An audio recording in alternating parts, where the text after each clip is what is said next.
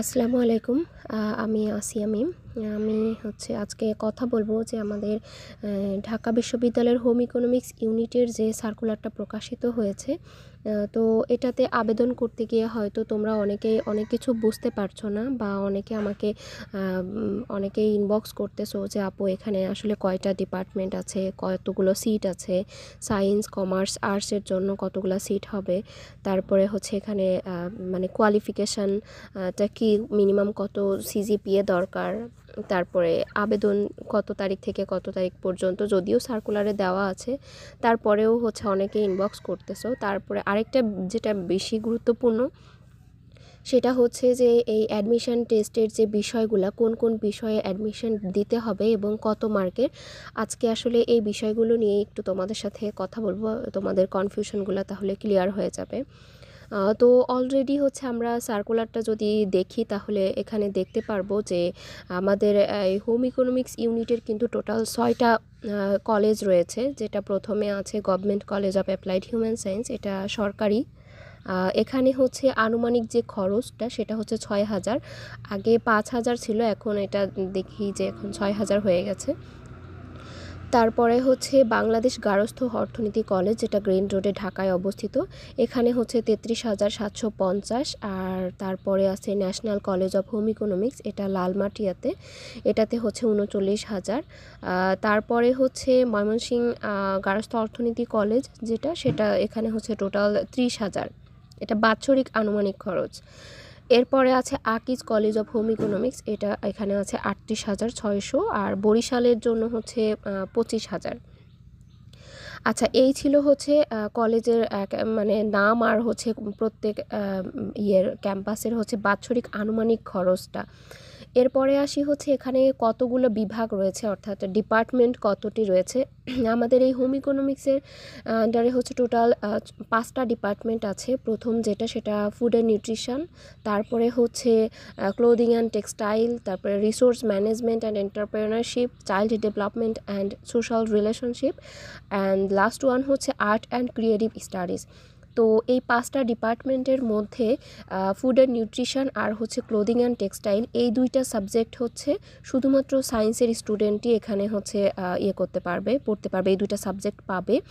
আর বাকি যে arts, commerce আছে তাদের জন্য এই 2টা ডিপার্টমেন্টে আসলে তাদের নাই, কারণ এখানে যেই সাবজেক্টগুলো আছে সেগুলো সায়েন্স রিলেটেড সাবজেক্ট, তো তাদের জন্য এটা পড়া তো আসলে কষ্ট হয়ে যায়। তো আর বাকি যে 3টা ডিপার্টমেন্ট আছে, যে রিসোর্স ম্যানেজমেন্ট, তারপরে child development and art and creative studies, এই 3টার জন্য কমার্স আর আর্টসের স্টুডেন্ট সুযোগ পেয়ে থাকে। তবে যারা সায়েন্সের স্টুডেন্ট তাদের জন্য এখানে একটু চান্স পাওয়াটা একটু প্লাস পয়েন্ট থাকে, যে কারণ তাদের জন্য কিন্তু বাকি 3টা সাবজেক্টেও সুযোগ থাকে, যে ফুড অ্যান্ড নিউট্রিশন অথবা ক্লোদিং অ্যান্ড টেক্সটাইল মিস হয়ে গেলেও বাকি যে 3টা আছে সেখানেও কিন্তু হয়ে যায়। আর যারা বিজ্ঞান বিভাগের বাইরে তাদের জন্য একটু ক্রিটিক্যাল হয়ে যায়, যে বাকি 3টা সাবজেক্টে তাদের সুযোগ থাকে। তো আর এই ছিল ডিপার্টমেন্ট রিলেটেড। আর এরপরে যেটা আসি সেটা এখানে আমাদের টোটাল কতগুলো সিট আছে। আমাদের government college of applied human সায়েন্সের জন্য যদি বিজ্ঞান বিভাগ এবং গার্হস্থ্য অর্থনীতি বিভাগ, অর্থাৎ যারা হোম ইকোনমিক্স কলেজেই পড়েছে তাদের জন্য কিন্তু এখানে বিজ্ঞান বিভাগ আর গার্হস্থ্য অর্থনীতি একসাথে কাউন্ট করা হয়েছে। তো government college of applied human সায়েন্সে বিজ্ঞান এবং গার্হস্থ্য অর্থনীতির জন্য টোটাল 354টা আছে, আর এর মধ্যে 26টা কোটাতে আছে। আর অন্যান্য বিভাগের জন্য আছে 531টা, আর কোটাতে আছে 39টা। তো সবগুলো মিলিয়ে টোটাল 950টা। আর বাংলাদেশ গার্হস্থ্য অর্থনীতি কলেজের জন্য টোটাল 500টা, এর মধ্যে সায়েন্স এবং হোম ইকোনমিক্সের জন্য 214টা, কোটাতে 16টা। আর সব মিলিয়ে 252, আর কোটাতে 18টা।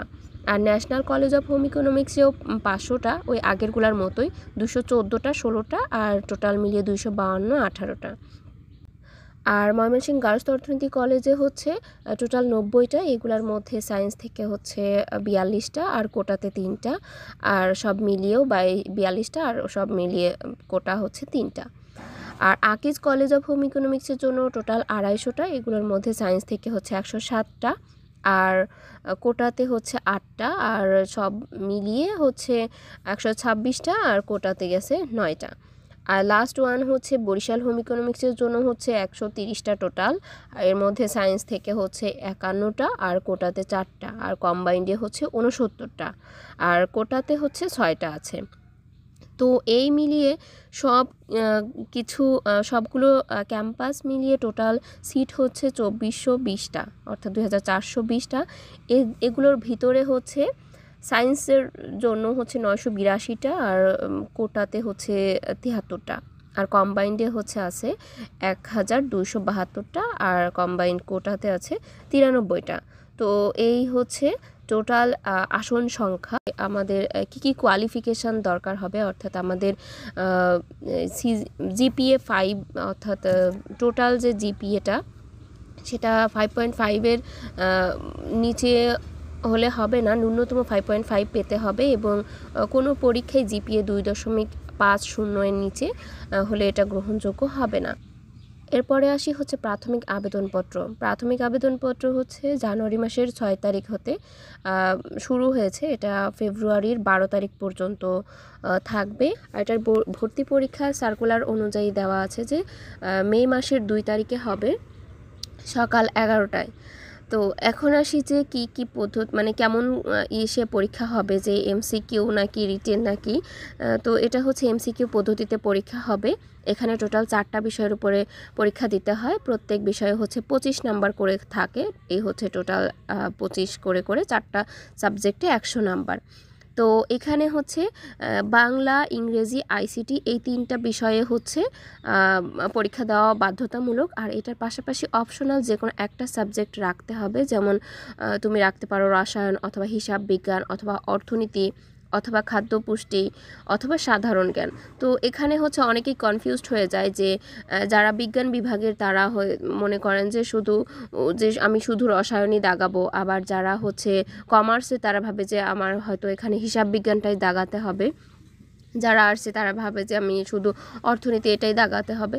তো আসলে বিষয়টা এরকম না, যে তোমার জন্য যেটা ভালো সুইটেবল, তোমার যেটার উপরে প্রিপারেশন আছে তুমি সেটা দাগালেই হবে। টোটাল তোমার 4টা সাবজেক্ট দাগাতেই হবে।